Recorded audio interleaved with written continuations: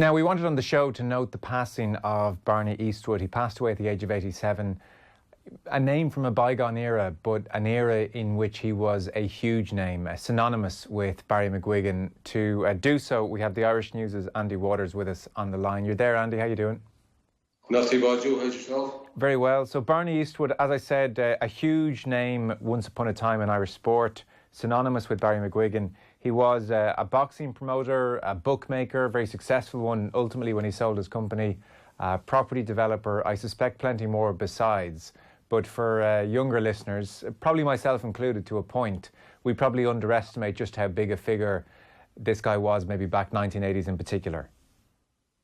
Yeah, without a doubt. I mean, like, he's been described as the Godfather of Irish boxing, which you know is probably accurate. You know, as you mentioned there, he started. Well, he had a previous incarnation in the 1960s. Before that, you know, he was born in Cookstown. He was an All-Ireland winner with the Tyrone Miners in 1948. Then when we got involved in business, we got involved in boxing, which was always his first love, going right back to the Killymoon camp, which was, you know, during the Second World War. USGAs would have gone there and be based there before they went to sort of the D-Day landings in Normandy, and they would have sort of boxing tournaments, which is how he got involved in boxing.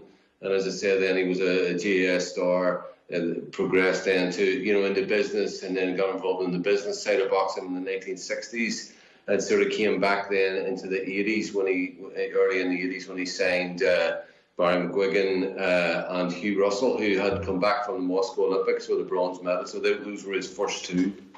So as a teenager, he would have watched the US Army Air Force Base in Tyrone. He would have watched those fights, and that is where his love of boxing first really flourished. It's kind of an amazing way, an unlikely way in some respects, for someone's love of boxing to flourish.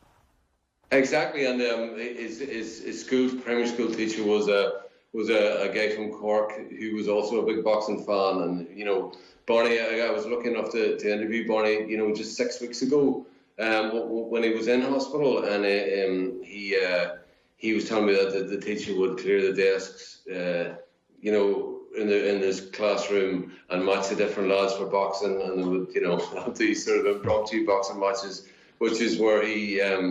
obviously, he was a talented sportsman. He just loved the boxing, the whole rough and tumble of it, and the Gaelic football, and it sort of took off from there. The McGuigan relationship is the defining one, really, of his boxing promoting. There's no two ways about that. Did he talk to you even in 6 weeks ago, or at any stage, about turn of the 1980s, his suspicion or his sense that things, while still quite dire in the north for obvious reasons, were maybe just about stable enough to host boxing nights? Because it's a bit of a punt, you know, it's potentially a likely target to have those gatherings of people, but he obviously felt it was okay to proceed. Yeah, well, that's right. Boxing, but the sort of like the tribal sort of internecine feuds, you know, that were raging in Belfast at that time, boxing sort of surpassed all that. And even when there were massive feuds and different people wouldn't go into different areas of the city, you know, from obviously the two sides, boxing never fell into that. So it was always a very unifying factor, you know. So yes, there's no doubt about it, the troubles were raging in Belfast at that time.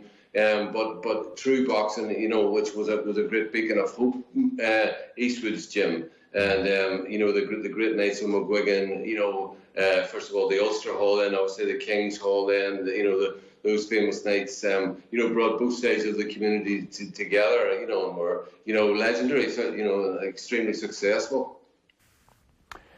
Did he explain to you what it was he saw in McGuigan? Well, you know, obviously raw talent, particularly on the front foot. I mean, and that was the thing about Barry McGuigan. You know, if he were on the front foot and he could come forward, he would completely destroy you. I suppose, yeah, and Barney Eastwood matched him accordingly. You know, right the way through. You know, he had a terrific run, obviously, up to Pedrosa. You know, at Loftus Road. You know, when he won the world title. So yeah, I mean, he was a terrific prospect. You know, as an amateur, Barry McGuigan, you know, big header, you know, good mover, you know, as I say, he was a ball on the front foot, and just an exciting fighter, very fan-friendly fighter, and obviously Barney Eastwood spotted that, and the same with Q Russell, and the same with a lot of other guys. I was talking to one of his other world champions, Dave Boy McCauley, who was saying, he could spot. Dave Boy McCauley didn't feel that he would, had the potential to be a world champion, but Barney Eastwood saw something in him, and he dragged it out of it, just by getting different coaches in, or sparring partners, or encouragement, or whatever it may be, and he was able to get the best out of the talent that these guys had. It seems like Barney Eastwood did a really good job with his fighters. Like Dave Boy McCauley, I was reading different quotes from him, and he talked about the confidence that Eastwood managed to imbue him with. And then I was reading a piece by Gary Doyle in the 42.ie, and he talked about the work that Eastwood did with McGuigan. And he said that he cleverly plotted his fighter's career path. He subtly handpicked challenging but beatable opponents, heavily investing as well in skilled sparring partners such as the great Scottish fighter Ken Buchanan to fast-track his education. So talk to us about the way he managed McGuigan's progression, because that Gary there talking about subtly picking the right opponents, beatable opponents, challenging opponents, and manoeuvring his fighter's way through the division. Yeah, possibly. You could say that. There were beatable opponents.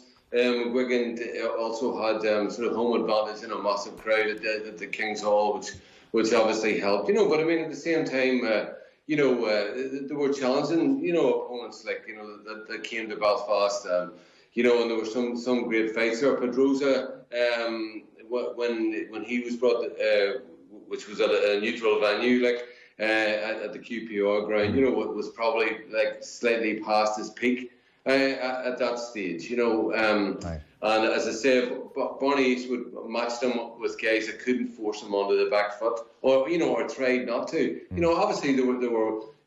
Barney said himself, he knew his weaknesses, every boxer has them, and he tried, as every matchmaker will do, as every promoter will do, to pick the right opponents for his man, which he did very skillfully.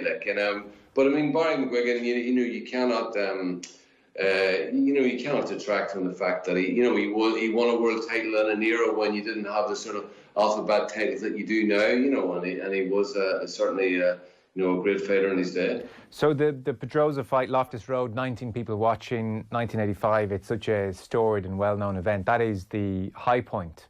And Barney Eastwood's son Brian had a quote where he said, "As a member of the Eastwood family, I can candidly state that my father ate, drank and slept the Barry McGuigan project from the moment he signed up the fighter.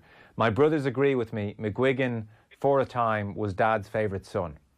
And it culminates in this magical night. This just, it's cast a long shadow in a good way. It's 19 million people. It will never be beaten. Incredible. Which really makes it such a sad story that ultimately it finished in acrimonious circumstances. Can you explain to me exactly what happened and why?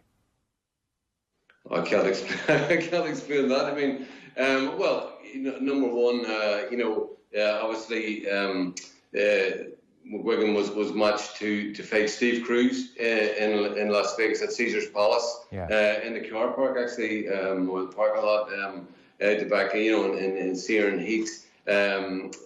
Steve Cruz was not expected to win the fight at all, and he was a big underdog going in, but basically Barry sort of ran out of gas in the final round. He was put down 3 times and lost the fight. If he'd been able to stay on his feet for that final round, although he was certainly flagging by that stage, he would have held on and kept his crown, and who knows what would have happened then. He rushed to hospital with exhaustion as well in the heat. Yes, exactly. I mean, he was just completely spent, by the end of it, and basically on his knees by then. And so I mean, if he'd managed to hang on, well, who knows?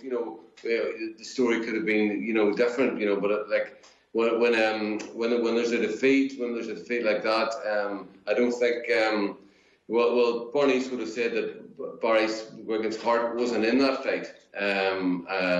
But Barry might argue with that point. But certainly, that was the end of their relationship. And although Barry did come back he didn't reach those heights again. I still don't understand why that's the end of their relationship. Well, because Barry said that he didn't want to fight, and he didn't want to fight at that stage. There was all sorts of contractual issues. There was a falling out after that. After that, because there was a dispute over whether he should ever have taken the fight. Barney Eastwood had tried to match him with a South American called Wilfred Gomez, who was a world champion at that time at super featherweight. But Barry didn't want the fight, so their relationship was disintegrating. I feel, to a point, even when they went to Vegas to fight Cruz, and after the defeat, then basically it fell apart, and then ended up in the High Court, as you'll know. Yeah, there was a libel settlement and a serious figure awarded to Barney Eastwood. Did they ever repair the relationship in any great way? No, they didn't. No, although I know Barry has come out on social media, just to express his condolences and that. But he hasn't spoken. I certainly asked him for an interview, but he wasn't able to do one. So not as far as I know. I don't think they have. Although I think there have been conciliatory sort of words, but maybe not to each other. As far as I know, but there have been sort of conciliatory expressions, from both camps, So, but whether they were able to bury the hatchet, I don't think so.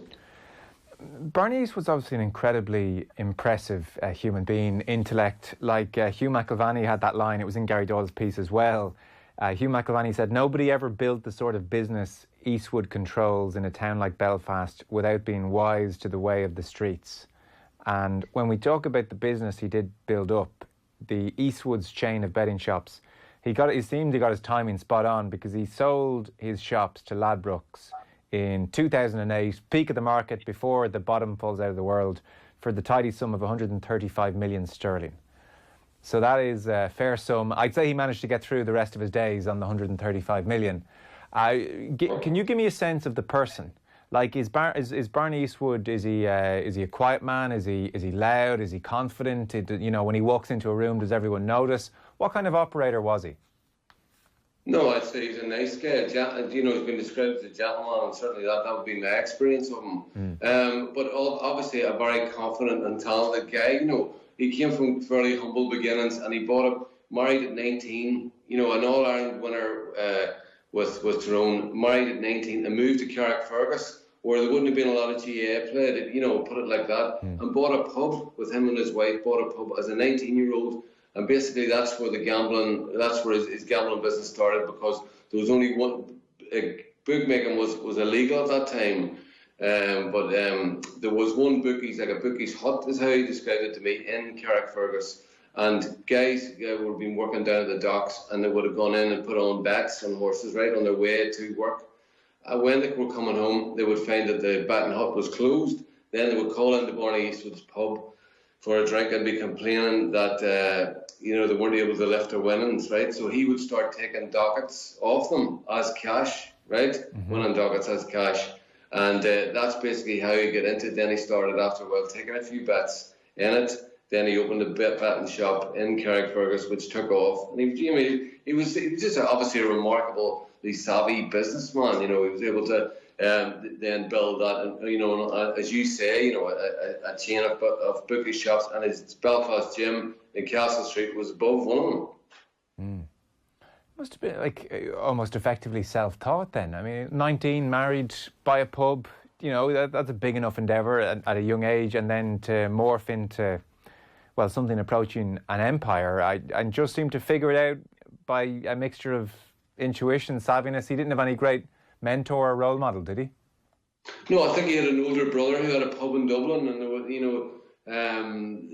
think I'm right in saying that he was interested. He would have went down to work in the pub in Dublin, and he was interested at one stage in buying or getting involved in a Dublin pub, but it didn't happen. And then he went to the other, to the Carrickfergus. So yeah, I mean, truly a remarkable man. I mean, you just to do that now, to do it now with what he did back then. You know, I don't know if it's possible. It would take a truly, remarkable person to pull it off. Mm.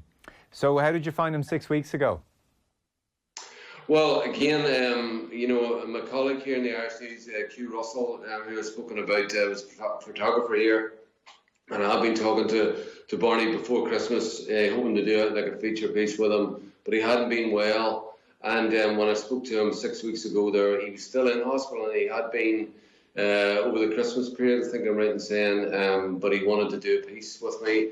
So I chatted to him for maybe 3/4 of an hour. He got tired talking, and then there was a couple of things that I wanted to run past him again. And I rang him, and it could have been his wife answered the phone and said, "No, Barney's not fit to talk to you." But the next thing, Barney took the phone off the lady, and I chatted with him for another half an hour. So I felt, a charming guy, articulate, very open. A people person without any doubt. Someone that would get on very well with people, savvy, somebody you could trust. I mean, as Dave Bowen-McCauley said, if he was on your side, I mean, there's nothing that you couldn't do. He would have gone to the ends of the earth for you, and you could tell, how, he would sort of gain most of the people that he worked with, he would gain their trust and really do a great job for them. Okay, so clearly, look, huge figure in Irish boxing. Any favourite story from the piece or standout memory from him? No, I mean, I would just say, again, I mean, it's very hard to pick out, one memory from his time, from such a life well lived, But I just love the fact that he from being like such a terrific GA prospect, just to get married, to his wife Frances, and going by that pub in Carrickfergus, just his ambition, and. I just think it's a terrific story for anyone, just about what's possible, and who knows where life could take you. Yeah, that's for sure. Andy Waters of the Irish News. Thanks so much, Andy. Pleasure, Joe. All the best.